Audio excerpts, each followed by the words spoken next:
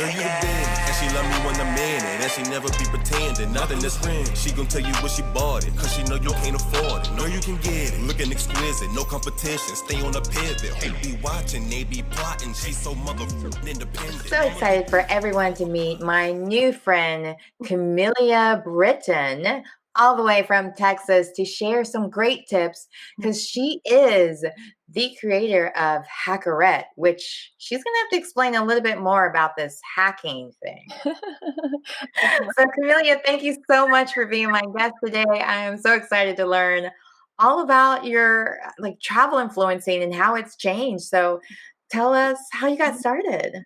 And thanks again for being here. Yeah, of course. Thanks so much for having me. So I mean, I grew up in Texas. I'm originally from Texas. I now live in San Diego since 2005. And so when I was growing up, I never traveled as a kid. You know, we were pretty poor and, just travel was not on the radar whatsoever. And so when I put myself through school and became a nurse, I just was really ready to open up my horizons into doing the things I couldn't really afford to do, when I was young. And so my first kind of travel was me moving out to California, which was again in 2005. And I took a 3-month job as a travel nurse and then realized I wanted to stay in San Diego and not be a travel nurse, but be a nurse and then go travel. That was kind of like what the thing. So then I saved up for a bit and I was working. And in 2006, I took a big, international trip to Europe for a couple weeks. And that was really my first big trip. I didn't even get on a plane until I was 18 years old, which is kind of crazy now. So I've now been to, I think 36 countries, but yeah. So anyways, So wait, I gotta hear your first international travel. What was that like? I mean, if you took your first trip at 18 and then, did you travel alone? Did you travel with friends? Set the scene. What was that like that first time? That's a big deal. Yeah. When I was 18, actually, went with some friends to Mexico. It was my first flight ever. And I had a great time, but I was terrified of the plane. I was freaking out about the landing and everything and really having a panic attack because I'd never done it. And I was already 18, so I didn't grow up with that, So, and then, I didn't really do a whole lot else of traveling until, again, I was, I guess, 26 or something back in 2006. Well, I was 25. And then I went to I went to Italy and France for a couple weeks with some girlfriends and spent a couple weeks there and just was really soaking up all the differences. I loved the diversity. I loved the variety. I loved that they were doing things differently. I loved that it just felt really different and new. And it was kind of like, wow, I didn't know what I didn't know. And there's life going on here in a whole other way that I'd never could have imagined because you haven't ever experienced it. And so I just thought, well, what's over there and what's over there? And I just knew that there was so much more I wanted to explore. And so, I came home from that trip after a couple weeks. And because I was so new, I spent way too much money on so many mistakes and, all the things you do. I overpaid on so many things. And I came home and I thought, gosh, that was so fun, but it was so expensive. And how can I do this on a budget as like a single, young person with a decent job? I was a nurse. And so, of course, like I said, I went to Google and asked what any 25-year-old would ask at the time and said, how can I travel the world for free? And of course, Google answered and showed me and introduced me to the wonderful world of travel hacking. And so I started, so travel hacking is where you use credit cards and you accrue points and miles that you can then spend on flights and hotels. And so I learned how to play the travel hacking game where you would sign up for the card, you would meet a minimum spend, say it was $2,000 or $3,000 in 3 months or something like that. And they would give you a big sign-on bonus of like 50,000 miles or something like that. So if 50,000 miles will pretty much get you either 2 domestic trips in the USA or 1 international trip. And so for me, I thought it's a no-brainer.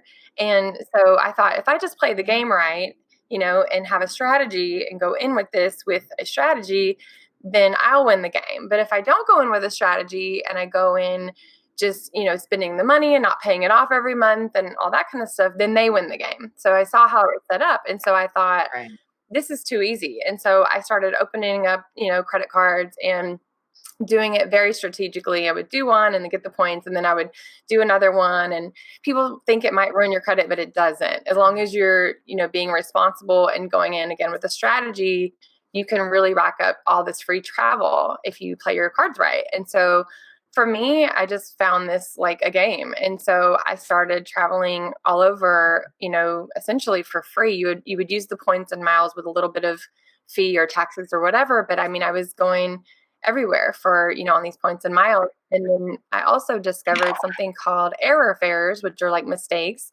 So those are glitches in the system where, between the algorithms and the currency changes and the dates and the times and everything's moving. So as with any algorithm, glitches can happen, right? And everything's moving all the time, every day. And so when a mistake shows up, you can get a crazy deal for like nothing.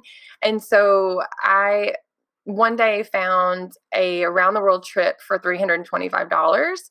And it was New York, Milan, Prague, Paris, and Bangkok for $325. And even one of those would have been more than that. So I jumped on it, I grabbed it, I bought two, and I was terrified thinking it wasn't going to work. I was going to get arrested at the airport, like all this.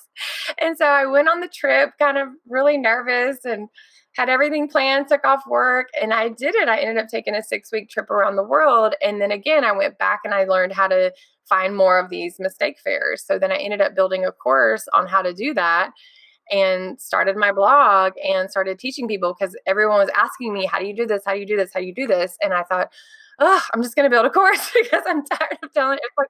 It's a little involved, obviously, right? It's not a 5-minute answer. So I built a course and Right. yes, I exactly. kind of need to And know. so, that was back in 2016 when I started my blog and my course and everything. Things have changed a little bit then, but a lot of things are still the same too. So I don't think they're as common as they used to be, but they are still happening, and there are ways you can set yourself up for that. So when you started doing all these different trips and even with your blog, what was some of the attractions to where you would decide to go travel? Was it just where you get the best trips with the most benefits, or were you motivated by Mhm. location and culture and just discovering places that maybe you had dreamed about or thought about as a teenager growing up in Yeah, for a Texas? long time, I followed the glitch fairs because I was single, I was young, and I would travel by myself. And so I had it set up to where I could get alerts on my phone when they were happening, because when they happen, you have to buy them within moments. You don't have time to think about it, check your schedule. You just have to buy it, check it briefly, and go. You have moments, really. And so, Okay. I would literally, set these alerts, and then it would be like, LA to Amsterdam for, I think it was like $197 or something like that. And I was like, done, and I would just buy it like that. And so that would be where I would go if that place sounded interesting to me. And most places do sound interesting to me because I want to go everywhere. But most places, if it sounded like, yeah, that was kind of on my list, or, my like loose list of that's always growing. And then I would just buy it and I would go, and I would literally follow the error fares, and I would just take off work after. And they would a lot of times be plenty of time in advance where you could do that. And so that's kind of how I traveled for a really long time. And then whenever I became a travel blogger, became a little bit more strategic, with work and projects and campaigns and things like that. But for a long time, I would just jet off for 10 days with a carry-on only. Those days have changed because I have to bring gear and outfit changes and all that. But at the time, I would go, 6 weeks around the world with a little carry-on and have the time of my life and do some couch surfing and just all kind of things. It was fun. Now, I'm curious. So, what were any of the pitfalls, or was there any vacations that you took? You're like, oh yeah, never going to this place again, or it looks better on the pictures, or anything like that. How do you handle Yeah. those types of situations, or any Yeah, warning signs, red definitely. flags for Yeah. people that might be looking online? Definitely. I always love every place. They're also unique. And so there are places that are harder than others, depending on your travel style. Like I will say, and I still love them, but they're sort of like advanced traveler. I wouldn't send a beginner traveler there. And one of those places is Tokyo, because there's really not a lot of English being spoken, and their language is and like designs, the Japanese. And so it's like Right. not like there's any possible way for you to translate that except for with Google Translate on your phone or something like that. And so there's just not a lot of English spoken, and we sort of take that for granted when we travel most places. And so you really have to have a data plan on your phone. You've got to have Google Maps accessible anywhere to get anywhere, even with the cab driver and everything. They do have Uber. It's wildly expensive. It was like $200 for 30 minutes. It's just not the normal what we know. So everyone uses public transport, and you've got to know where you're going on public transport. And it's a gigantic grid of hundreds of, grids. And so you've got to have, And you can you end up can in a end up different all country. over. Yes. And so, like I said, it was an adventure and I loved it and I would totally go back, but I would just warn anybody who is, new to travel, maybe get some travels under your belt before you go to Japan, because it's not as just easy as most countries where everything is very tourist centric and things like that. And Brazil's another place. So they don't really speak very much English, and some places aren't safe and some places are fine, but you don't know that as someone who's coming in. So I went there with a friend, and I was thankful that I did, because I wasn't really comfortable going off by myself too much. And because I wasn't sure what the good neighborhoods were and what the not so good. And also just the language barrier is really hard. And if I don't speak Portuguese, then that's it. So yeah, but I would totally go back to them. It's just knowing those are more advanced countries and not for the beginner traveler. Oh, fantastic. Now, so when you were on your 6 weeks travel around the world, and you mentioned couch Mhm. surfing, are there any tips that you can suggest as far as getting lodging as well? I mean, you mentioned the hacking for travel. Was there a Mhm. hacking for hotels as well, or Yeah, absolutely. what was So a that? couple of things. You can basically use those points and miles for airfare, or you can use them for hotels. Or you can basically, I don't really do couch surfing anymore. I've done it a couple of times. That's where there's an app called Couch Surfing, and you can stay with people for free, and they just kind of like to meet people and stuff like that. And as a woman, to keep it safe, I would stay only with other women and things like that. I only did that a couple of times. But for the most part, if you are wanting to save money, I would typically do an Airbnb. And of course, then you're going to be able to, if you stay a bit longer, you can negotiate a lower rate and stuff like that. And you really can't do that with a hotel. If you stay longer, you just stay longer. So it just depends on your travel style and how long you're going to be. If you're going to be somewhere for more than 3 days, it probably makes sense to look at getting an Airbnb, and that way you can kind of get your own breakfast. You're not having to go out for every single meal every single time.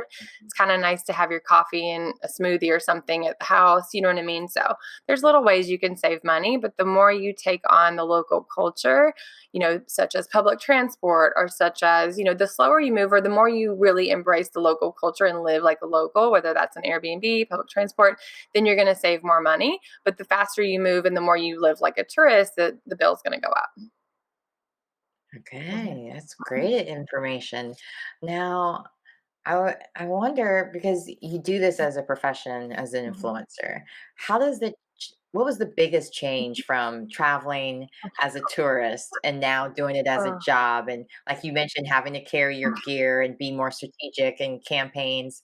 What are some of those tips you would give for maybe a first time influencer? Because right now, a lot of people are stuck home, and some people aren't stuck home, but are, able to maneuver around. Mhm.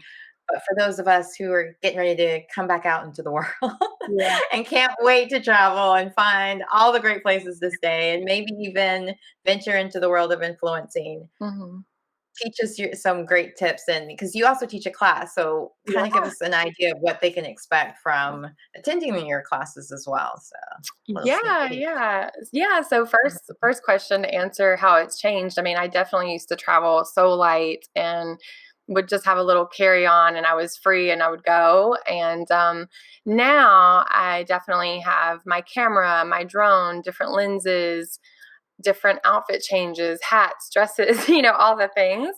So now I have this huge embarrassing bag that, I feel just like, oh my gosh, people are probably looking at me like she's here for a weekend and it's just this gigantic bag, but you just never know what you're going to need. And you need it when you need it. Right. So I just rather overpack than underpack. And, So yeah, that's changed for sure. And then you're working, so you're up at 5 a.m. to catch the sunrise because that's the best lighting. And when no one is crowding the pool, there aren't hundreds of people doing whatever you're shooting, right? And so, I like yeah, so go on into your shot. exactly. So Or catching you on, I love watching, it's on Instagram, influencers in the wild where they'll catch people working. yeah, Sometimes you're like, "Oh, that's how they set up that shot." totally. So, I like watching it for that Yeah. reason, but Yeah, yeah, you don't want definitely. to get caught Definitely. by that as well. So 5 o'clock in the morning, got Yeah, it. definitely. It's so much more work than it looks like. And I'm very, very big on showing behind the scenes and how much work goes into it. It looks like we just float around in infinity pools all day and, drink champagne, but nothing could be farther. We work very hard. Those Right. shots don't just come out like that. You have to edit them, Photoshop people out and crop and edit. And, it's a lot of strategic things. And then just lighting is everything. Someone sitting there in your shot, you can't ask them to move. They've paid to be there. Do you know what I mean? So it's like, so you just get up early, you do that. And then there's a lot of things they usually have planned for you. They have, on any press trip, they've packed your schedule. They usually give you 3 days to do 18 different things, and you've got to shoot it all, story it all, and you know what I mean, drip it out, have posts on the feed, engage, all these kind of things. So we're really working the whole time from like sun up to sundown. It's pretty exhausting, honestly. I mean, it's great and amazing, but it can be definitely like go, go, go. So you really have to take care of yourself. And I see a lot of creators get burnout because it is a lot, and you really have to focus on self-care. You really have to focus because this is a marathon and not a race, and you're totally going to burn out if you're not, really putting really good, self-care measures in place. It's just so easy to burn out. I see it all the time. So, and of course, in my class. So that's part of moving into that. It's part of something that I really have as a core part of my coaching. And it's, we start out with passion, and, you've got to have a passion or it's just not going to fly. You're just going to get sick of it, right? You really have to have a true passion for whatever it is that we're creating with you. And it's got to be connected with a purpose, because if it's not just outside of like, I want a bunch of followers and I want to get paid, right? There has to be something deeper, or that's also going to not fly. It's not going to work, right? Because success without purpose becomes empty eventually, right? It may be a couple years, maybe whatever, but it will become empty eventually. So we have to have that component as well. And then we move into proficiency, like how the heck do we do the thing? How do we post it like this? How do we hashtag, and all the things. And then of course, profit. Yes, All the exactly. The algorithms. algorithm and the whole Yeah. thing. And then we move into profit, right? Like, okay, right, we've got our foundation. We understand we're flowing and going. How are we going to profit from this? So we're going to weave in different ways to profit. And everyone has a beautifully unique way that they would enjoy profiting. There's so many ways you can do it, right? So I love finding those ways that we can create together, and then really honing in on that and supporting you to profit from the things that you love. And then we move into prosperity, right? We have to have self-care. We have to set yourself up for ways to, do this for the long term. This is a marathon, not a race. We don't want you to burn out. We have to get you on a posting schedule that you can keep for the next 10 years. We have to keep you filled up and all this kind of thing. So it's all connected. You can't have one without the other. Trust me. Been doing this since 2016, and I've learned a lot, and I've seen people burn out. I've seen people do things that are a good idea, but they weren't passionate and they get, they quit, all the things. So it's all connected. And yes, it's all connected in the program. Yeah, no. So I know for in the acting community, it's some of the big red flags are an agency that wants you to pay up front, or meeting at hotels. Like there's different red flags. What are some of the red flags that you would notice as far as, because I mean, taking that trip or taking that risk to go cross country or even cross state lines or an hour maybe out of your way can be a dangerous thing as a woman, and Mhm. especially with the idea that you're learning a lot about that culture once you get there. So, what are some of the big red flags maybe people should look out for before making that travel, whether it's a Mhm. culture red flag or monetization or where they might be staying? Yeah, for culturally, I mean, definitely research, what's going on there. If you know people there, ask them, and I'm a little more adventurous than most myself. But typically, if a brand is, sending you there, they're going to keep you pretty safe. Typically, they usually have someone come and get you, and they have everything planned, and you're pretty much with the group the whole time. But if you're traveling alone, not with a press trip, then yeah, you just have to use your own judgment and do your research and just really trust your street smarts of like feeling safe and stuff like that. But yeah, it's like things have changed a lot now. And yeah, so it's just kind of using your street smarts. But on a press trip, you should be pretty safe because they're very much there to take care of you, and you're going to be with them the whole time because they have plenty of stuff for you to do. Absolutely. So now, with also with being an influencer, what are some Mhm. of the things you would say would be some of the things that are red flags even Mhm. for maybe doing business with Mhm. someone? Making sure you get a deposit first. Like, what? How do you work those things out just so you can feel safe and knowing that you can trust the trip? Because I mean, Mhm. certain brands, of course, you work with, um, like global brands that people know. But at first, I'm sure you had to take the Airbnbs or new companies or maybe smaller brands that Yeah, might have not typically proven. smaller brands are not in travel. They're not hosting press trips typically. Okay. Typically, the people that are hosting press trips are global chains like the Four Seasons, the Ritz-Carlton, stuff like that. And so the really small brands, they don't really have the budget to be flying out a bunch of influencers and stuff like that. So you don't really have to worry so much about that. But as far as like the So it is influencers, like a group of you yeah, that goes at the same time. typically, some press trips are just around you, and some press trips are around a group. It depends on what the campaign is. But if you're getting invited, these brands typically have budget. No, it's typically not smaller brands. Mhm. Mhm. Just making sure because I'm like, because even with modeling, when you travel to do different runway shows, and you don't always get paid to do it because you're working for such a big brand. It's Mhm. just getting the notoriety to work with that brand and knowing that you'll have 1,000 cameras on you as opposed to maybe 3 cameras on you if you're Mhm. working with a smaller brand, but they'll pay you more because they need bodies Yeah. in their wardrobe or things Mhm. and so on. So Yeah. I was curious how different it is on the influencer side. So that's neat that you guys can kind of travel as a group. So there's safety in numbers as well, and Yes, definitely. being able to negotiate together and find out, hey, well, by the way, or work as a network, I guess, as well.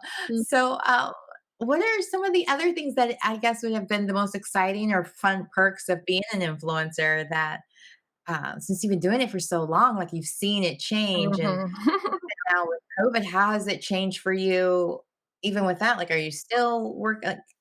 How's that changed your industry for you? Because I'm Yeah. assuming it had to be a huge change when everything was closed down, but Yeah, so many it was. things. Yeah, so many things. So I've worked with a lot of lifestyle brands as well, and also travel. And I would say to answer your first question, the most exciting thing I think I've done, I actually got invited to the Maldives for a press trip, which was just a dream come true. I mean, like literally that was my bucket list place, and I literally got invited to go there for free. So it was amazing. And, Wow. I flew in, and they had everything planned for us, and it was definitely a dream. It was the most beautiful place. It's probably my favorite place in the world out of Mhm. 36 countries. It's probably my favorite place. Oh, wow. Yeah. And it just felt like a dream. It was definitely a dream come true professionally and personally. And just like I did that, right? I got invited to come here. What a beautiful thing I've created that someone wants me to come here. You know what I mean? I just was like thinking, Yeah, how did you win that trip as well? Like, yeah. So that's gotta feel special to know you won it as well, depending on, I guess, how you won yeah, it. yeah. I was just networking. I was going to lots of conferences back when we could have conferences. And I was going to lots of travel conferences and blogger conferences and things like that. And I would just make connections. And they usually have tables set up for brands who want to connect with bloggers and influencers. And I connected with them, and just we kind of chatted at the table. And then a few months later, they reached out to me and said, "We have a trip and we want you to come." And I was just like, oh. So yeah, it was pretty Oh, that's amazing. And great. I was so grateful. Yes. See, I didn't know if it was like an awarded trip, a nominated trip. I was like, well, wait, let me find out the story first. Yeah, definitely.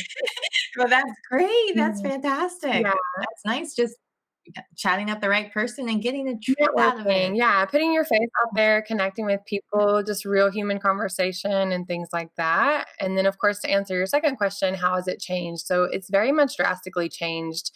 in March of 2020, obviously was when here in California, we went into lockdown, and a lot of brands, like I said, I work with lifestyle brands and travel brands and things like that. And so a lot of the brands, their budgets went down drastically.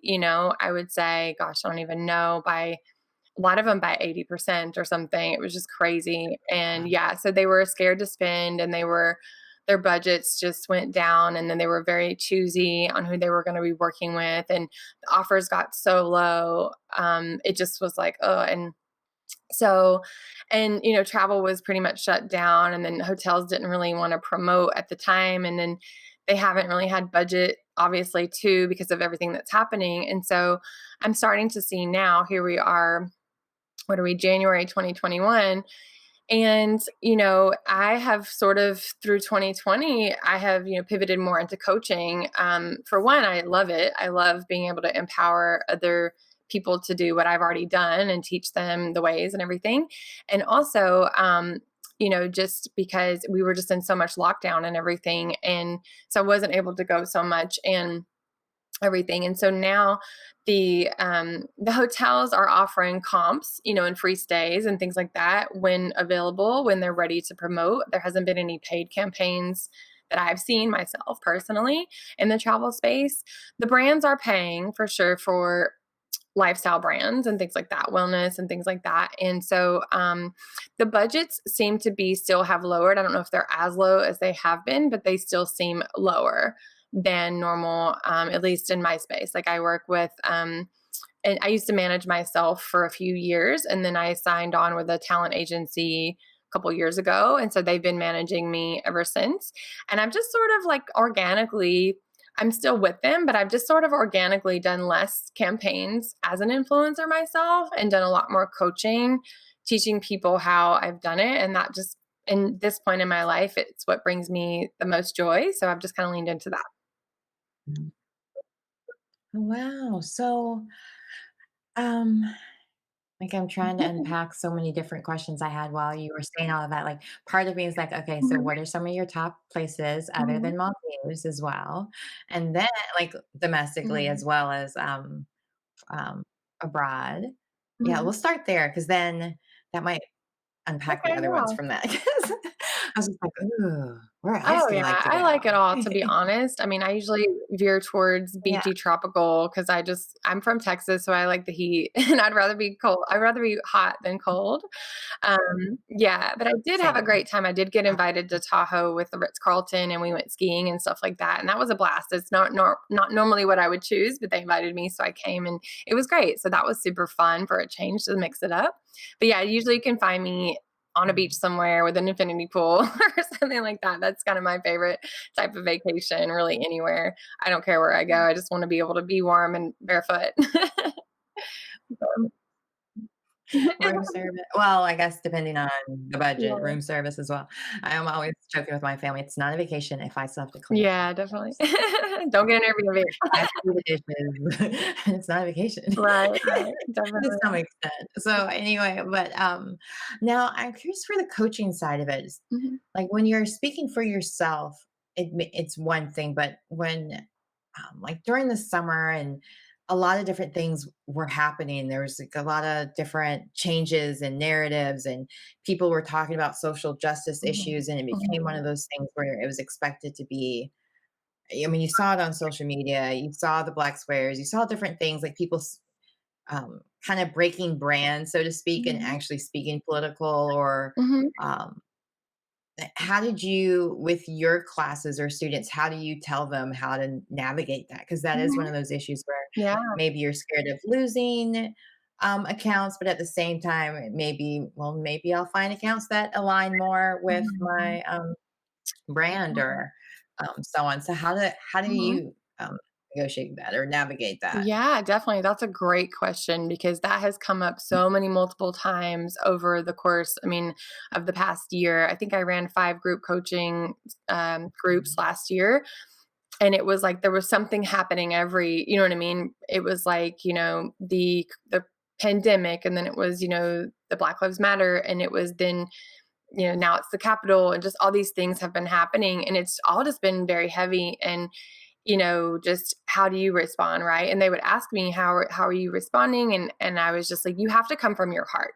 Number one, right? You have got to come from your heart and what's true for you, right? And like, it doesn't matter if you lose followers, you lose followers. You have to be always authentic and real, right? And so if you speak from the heart, no matter if you say the wrong thing or if you are awkward or whatever, if you truly speak from the heart, I think people feel that. And I think they appreciate that. Right. And so that's what I just was telling them. It's like, you know what, take your time, take your space, figure out how you want to come through. But honestly, just coming through from a place of authenticity and true like introspection of like, I'm here and I care, then that's really the best thing I think you could do. Right. And then how do you also explain to them how to pivot, like in the sense of one minute you're maybe you're speaking out with social justice Mhm. issues Yeah. or animal rights or whatever it may be, and then going back to travel Yeah. vlogging or cooking or like without appearing tone deaf Totally. or being able to, I guess, still interweave that in so it doesn't just seem like, Totally. because that's a big thing from but I'm seeing people say it just seems like people were pretending to be involved in certain social justice issues or animal Mhm. rights issues or vegan or whatever it may be. Mhm. Like they're just following certain trends just to make sure they get the likes and the follows, but they're not, it's not genuine. And like you said, follow your heart, Yeah. but then making sure that you're keeping it consistent so that it doesn't come across as being just a trend that you were trying to follow for 1 day or 2 days or, it was Right. a monthly, you know what I mean? So Mhm. just even with that, like Mhm. how do you make sure that they stay, I guess, in the fight? So once you make that decision, it's not looked at as Mhm. just a hashtag that you were taking advantage of. Yeah, definitely. I think when you truly do speak from your heart, people can tell. I think that authenticity shines through. And when our people are faking it, people know too, right? I think we all know. Mhm. And so I think when you are coming from that place, you're sharing organically as it is for you. And then at some point, we do have to pivot and we have to go back to promoting our businesses so we stay alive, right? So we stay afloat. And Right. so I just talked about that. I literally said that on my feed and stories, like we all have to we have to run our businesses. We've been in lockdown since March 20th, who knows how long any of this is going to go on. Right. And so Mhm. we do speak about it. We do talk about it, but we also say, we can do both, right? There's plenty of time and space to do both as long as you're doing it really authentically and you're not faking it. You can tell, like I said, you can tell who's faking it and who's, doing it for performance and who's like genuinely like, wow, this is not okay. You know what I mean? And so I think Right. as long as you're again just being authentic to you and coming from authenticity and truth and speaking your truth and just being able to try to communicate that in the best way that you know how, I think people just appreciate that.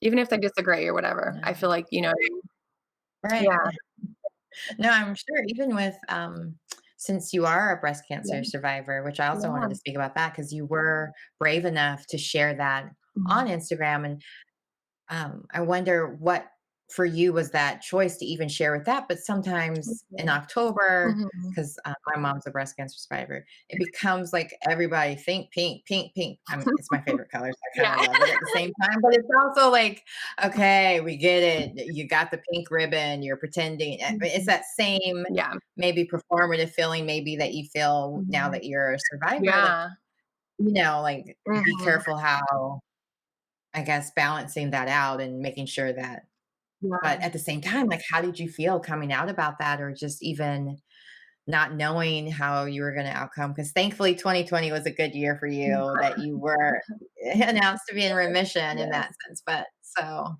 Yeah. share more about Oh that gosh, too. I could go on about that all day. It was such a trauma. I think so in July 2019, literally I was on top of the world. I was traveling all over the world. I worked so hard to go from nurse to influencer and then I did it. Like I did it and I was like everything was here, just got engaged to the love of my life. Like my life was like perfect. I did it. You know what I mean? I worked my butt off to get there, but I did it. And so then all of a sudden, cancer comes along and that wasn't part of the 5-year plan, right? And so, but it doesn't matter. It's all of a sudden like, this is the only thing that matters. It went from like not even a figment of my imagination that could ever fathom to this is all that matters because you have to stay alive. And that was such a trauma and just like stopped me in my tracks. And when I got diagnosed, I was just in complete shock. I was only 38 and I was so incredibly healthy. I was just like, how did this happen? And the kind that I had, they don't know the cause. So many breast cancers are hormonal, and we totally know the cause. That's 90% of breast cancers. The triple negative breast cancer, which is the kind that I was diagnosed with, they don't have any idea of what the root cause was. So no one could tell me what I did wrong or what happened or whatever. They were just like, it's a cell mutation and bad luck as far as we know. We don't know. So it was very difficult to be like, where did I go wrong and all this? And it was just a challenge to also to speak out about it. I hid my diagnosis for 6 weeks because I like needed time, my own time and space to come to terms with what was just laid on me.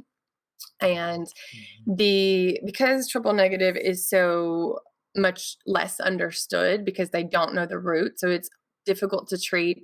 And there are less treatments because they don't know what caused it in the first place. So chemo is like the only thing that we know, not other drugs and things like that. And so it was like, it tends to be very fatal. And so I was contending with all of this, and I was like, how do I even go about this? And, do I hide it and wear a wig for a year? I tried on every possible scenario in my mind and played it forward. And at the end of the day, it was bursting just to come out. And I had to let it out. It was literally like painful to keep it in. But at the same time, every time I would tell someone, I only told like 5 or 10 people that were super close to me. And every time I would tell someone, it was re-traumatizing me, having to go through telling it. And then they would cry. And then I'm like comforting them. And I'm like, I can't do this. I've got to take care of me, but I have to tell them. So it was very difficult. So then I thought, okay, I'm going to do it. I'm going to just post it globally. So I posted it on Instagram, Facebook, YouTube, Twitter, like everywhere globally. So all my friends knew, like every single person in my world, whether online acquaintance or close friend, they all knew. And I just like ripped the Band-Aid off kind of thing. And that was the best for me. So I could just deal with it all in one day because it was just too much to do it, to just drip it out one by one by one. And so, I did it that day. I had just had a surgery to go freeze my eggs because I had to do that before chemo. And I just laid in bed and recovered and responded to all the comments. And I just said, I'm doing this today.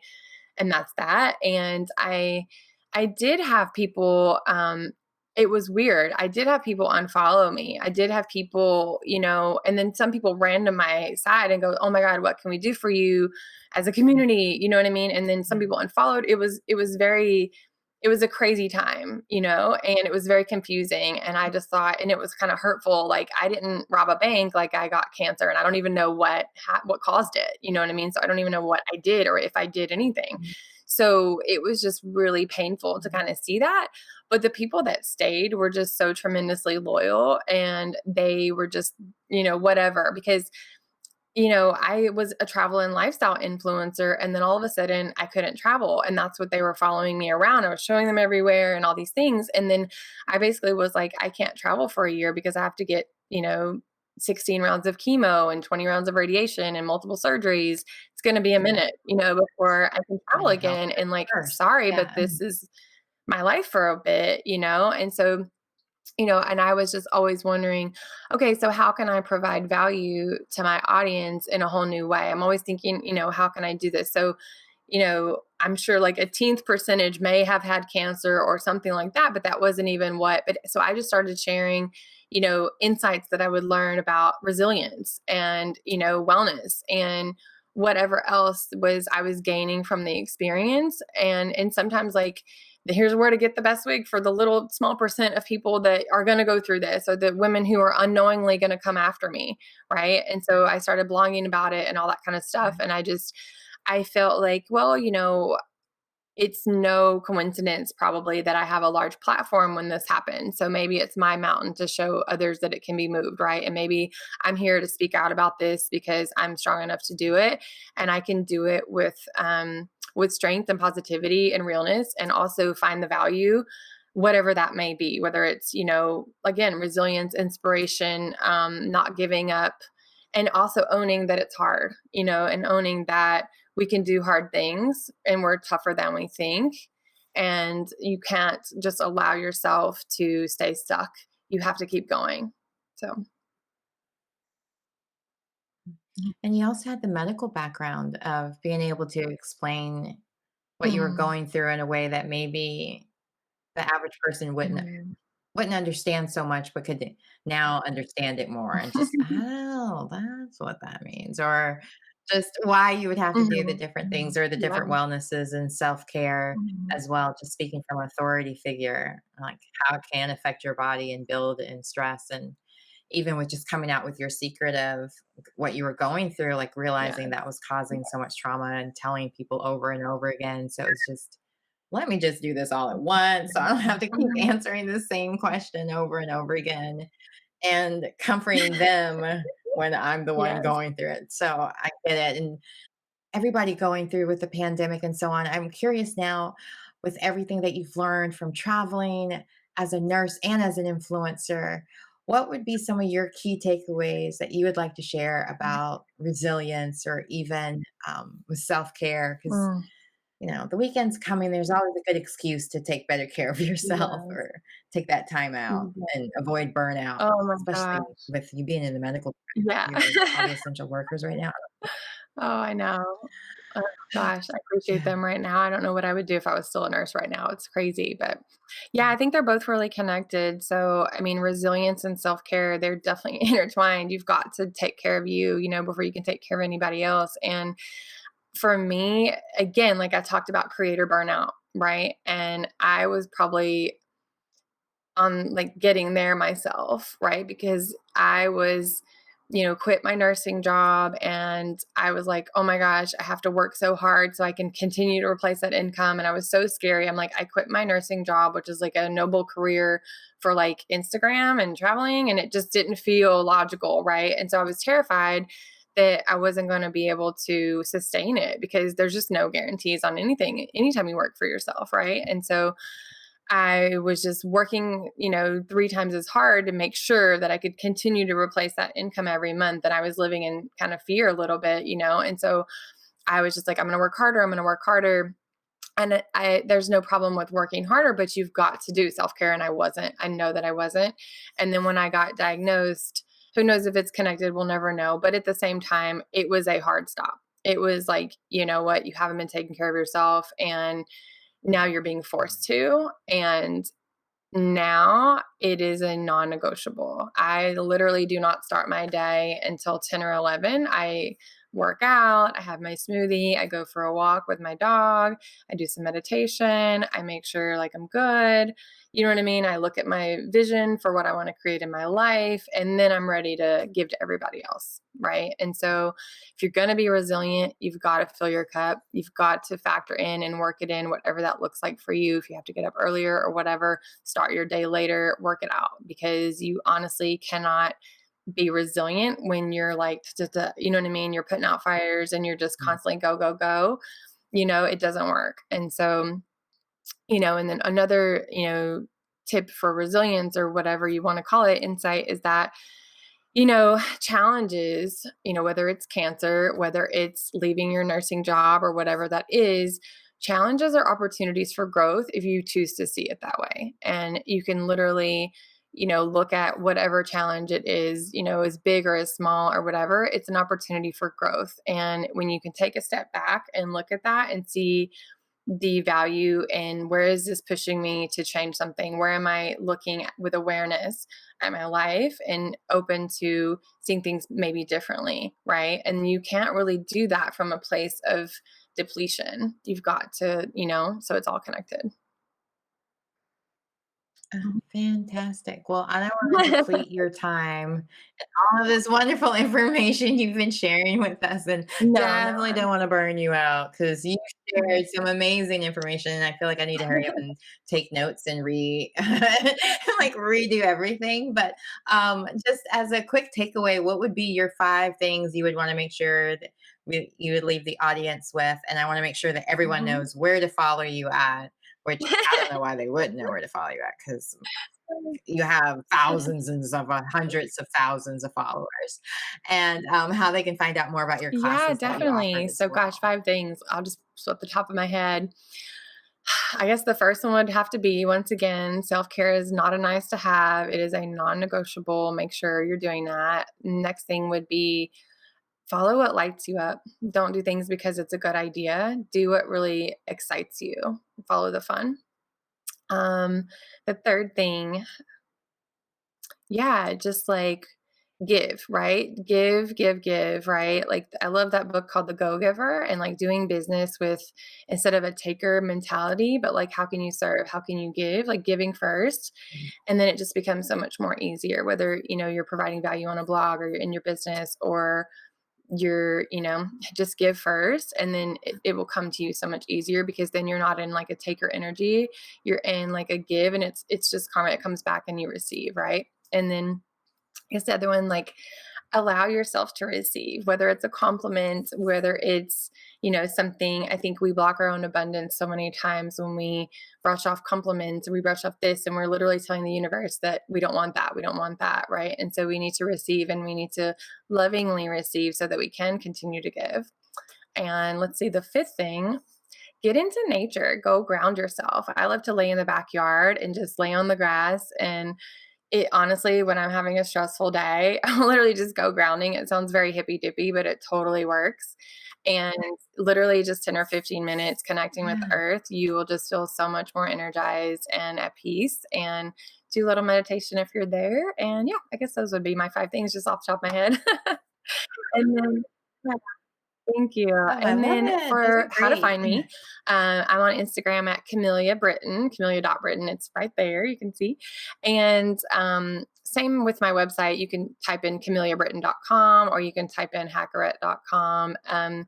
As a giver, I give, everybody a free strategy call with me if you'd like to talk about, yeah. Something, an Oh, e-spot yeah. exclusive. Yeah, definitely. So I would love to, anyone who wants to connect with me, we could just send me a message on my website or on Instagram, and I would love to connect with you, and we can totally hop on a free Zoom call to chat about your business, whether that's, a business, or if you want to like talk about getting into the influencer world, the mindset that it takes to run a business successfully, to put yourself out there. There's a lot of fear of visibility. There's all kind of things. So send me a message. I do mindset coaching, I do business coaching, Instagram coaching, all the things. So it's all connected, and I would love to chat with you. That's wonderful. Thank you so much for that great exclusive.